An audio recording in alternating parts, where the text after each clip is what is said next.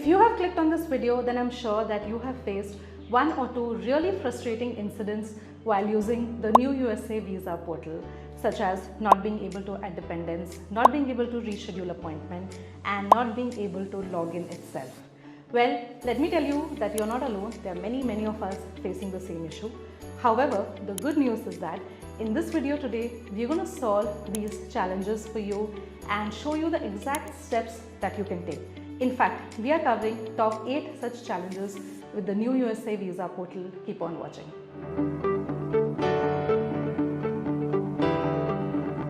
Hi guys, my name is Shachi and I'm a travel and a visa coach.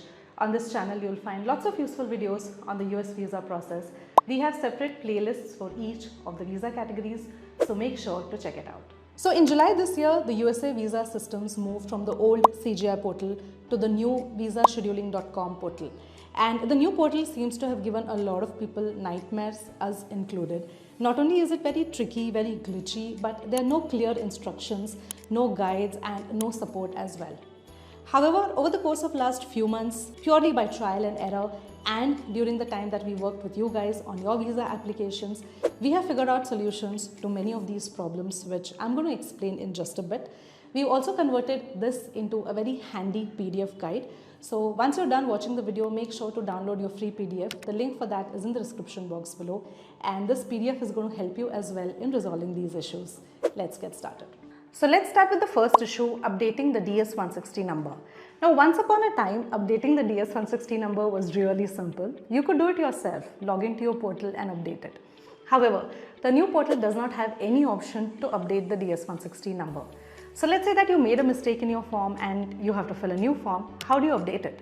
Well, thankfully, there is still a way, and the way to do it is at the biometrics.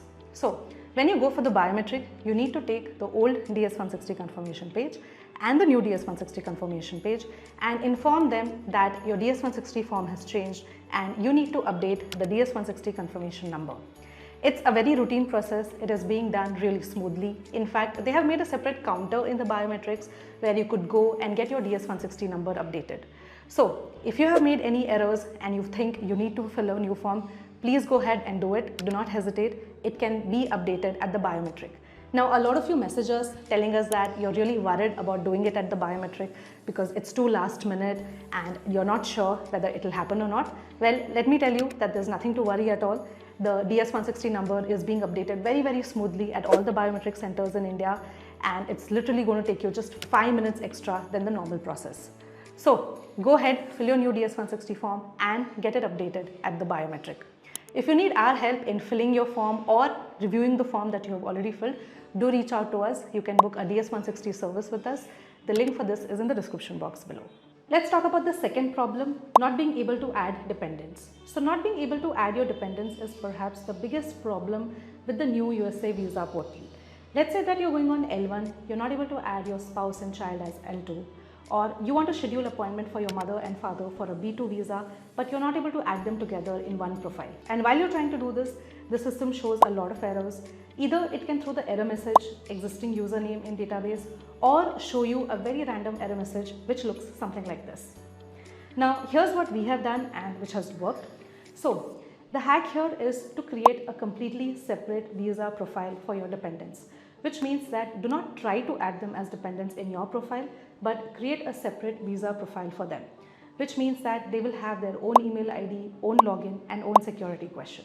So when they have a separate visa profile, you try to book an appointment for them individually, and what you'll have to try and ensure is that the appointments are on the same date and time. If not on the same date and time, then as close to each other as possible. I know this is not perfect and it's not the ideal way to do it. Also, it is cumbersome. You'll have to do the process multiple times, but it's better than being stuck and not being able to move ahead. And we have seen a lot of our clients who are able to successfully complete their visa application process and the interview by booking appointments individually for their dependents. So if you're stuck at this point, do give this option a try. Another hack which you can use is to slightly edit the passport number.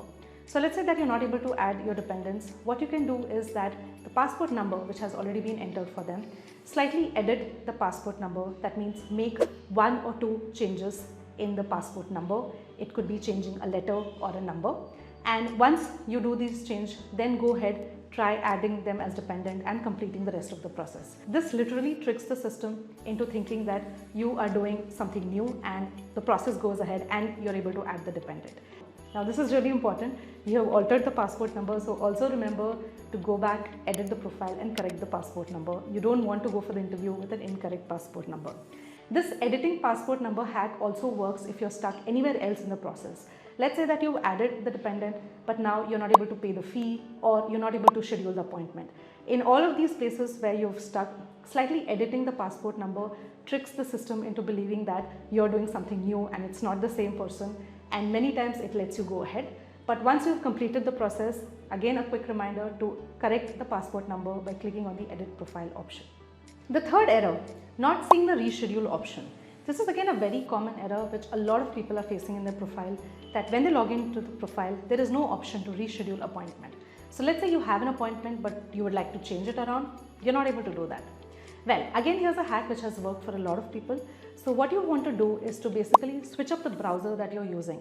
Let's say that you're frequently using Chrome, move away from Chrome and use something else like Firefox. If possible, change your system altogether. Another thing that you could do is to clear the cache of your browser and try a fresh login and see if the reschedule option disappears.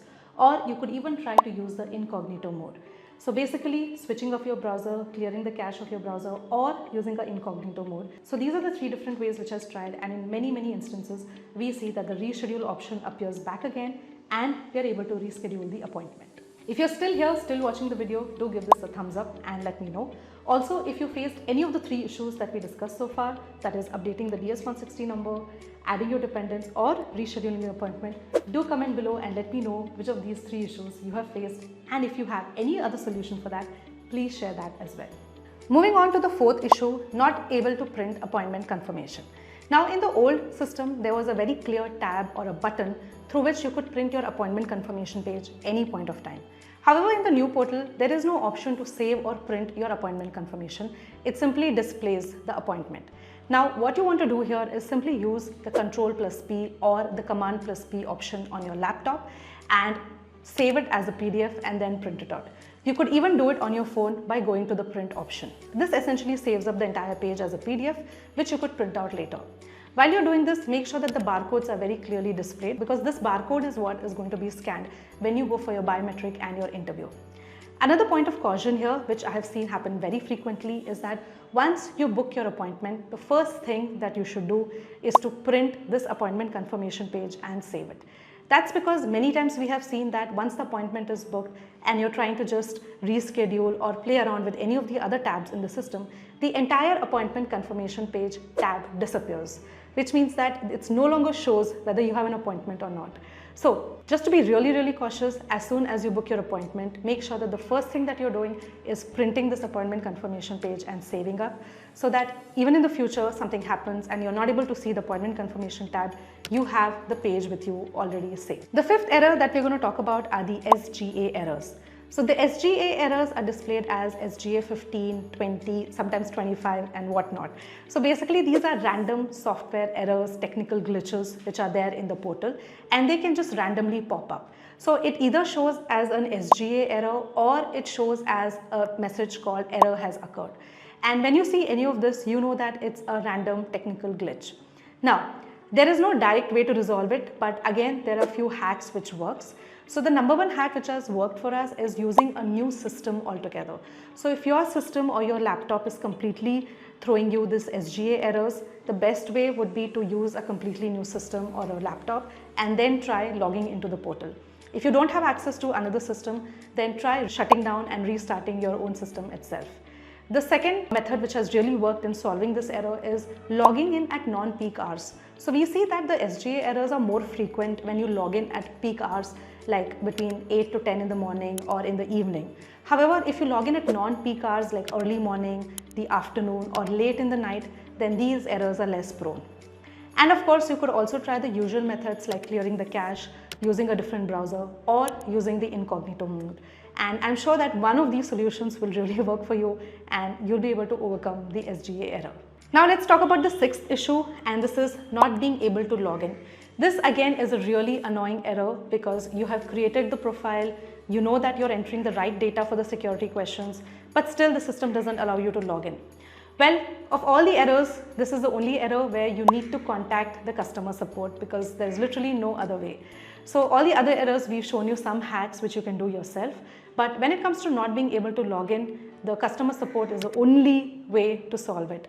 Now, there are a few ways to contact them. You could either email them at support-india@usvisascheduling.com, or you could call them. We'll display the call number right here on the screen. You could call them and contact them and let them know how to resolve this error. It is going to take you a few tries. It's going to take you a little bit of back and forth. You need to have patience for that. But we have seen that in most of the instances, by calling the support, the login issue has been resolved. The next issue that we're going to talk about is about the exchange visitor number. And this is for all of you who are applying for any type of student visa like F, M or J. So if you're creating a profile for a student visa, you will see that the system asks for another detail called the exchange visitor number. And this is not the same as your SEVIS ID. SEVIS ID is different. That is something displayed on your I-20. However, the exchange visitor number is something that you'll find on your SEVIS fee receipt. So once you pay the SEVIS fee, on the SEVIS fee receipt, you will see that below the SEVIS number, there is another number which usually begins with the letter CCC. So that entire number which is displayed is your exchange visitor number, which you need to enter into the portal while you create your appointment. And the last issue that we're going to talk about is how to track your passport status. Well, a lot of you ask us that I have given my interview, my visa is approved and my passport is with the embassy, but how do I track the status? Well, you can track the status by a tab called PPN. So once you log into the portal, you will see that right on the dashboard, in fact on the right corner side, there is a tab called PPN, and once you go onto that tab and scroll down, you will be able to see the status of your passport. So if you've given the interview and you're waiting to track the status of your passport, then the PPN status is what is going to tell you for that. So these are some of the solutions that we have found. I really hope that it helps you out.